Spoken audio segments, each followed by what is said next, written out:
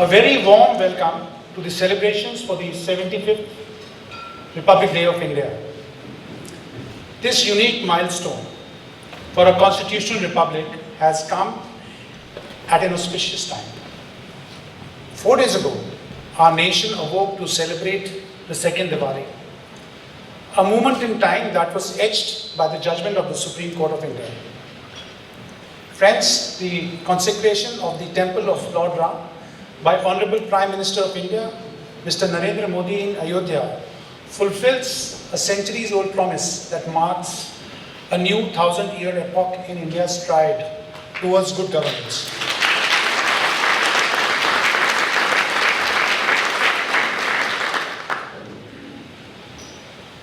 In fact, after coming back from Ayodhya, the Prime Minister announced that 10 million homes across India would be energized by solar power. This shows that our ancient civilization is looking towards a brighter future. My dear friends, the journey of 1,000 years starts with small steps. Allow me to highlight some key achievements last year.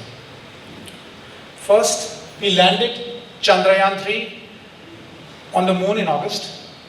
In January this year, Aditya L1 was successfully placed in orbit to study the sun.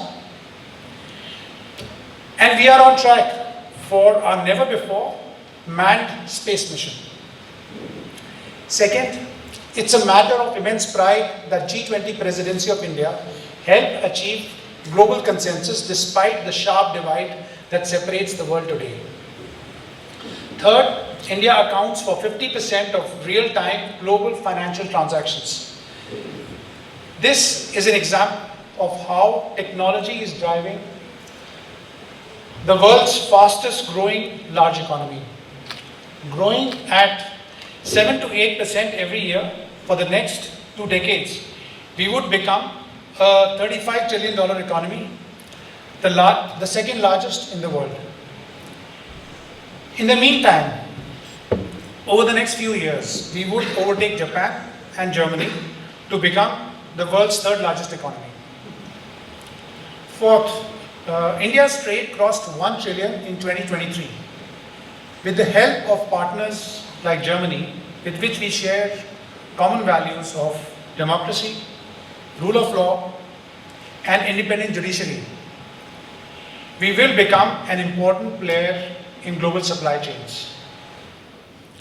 Lastly, powered by a young population, there has been a resurgence of Indian art forms, sports people's achievements, Indian movies at the Oscars, and Indian cuisine, not just in India, but across the world, powered by a 32 million strong diaspora. Friends, I have had the distinct honor of serving as Consul General for South Germany for the last 4 years. From the high-level visit of Prime Minister Modi for the G7 summit to 2 visits of the Honorable External Affairs Minister for the Munich Security Conference, there have been growing proximity between India and South Germany. Friends, wherever I have gone to pitch a greater role for India, it has been warmly reciprocated by ministers of Bavaria and Baden-Württemberg, members of German Parliament, members of European Parliament, mayors of cities, and important stakeholders like universities and research institutes. Whether it is large companies or owners of Mittelstand companies. And I thank the owner of Sonnenbogen for being here. There is a common thread of doing more with India. And I must put on record the growing support for our stronger ties in trade, technology, and investments among the IHACAs and trade bodies across the region. Ladies and gentlemen, at the end, I must reiterate the resolve of 1.4 billion Indians. That is to transform our country into a developed country by 2047. To that committed goal, I request your indulgence and support. Jai Hind, Jai Bharat.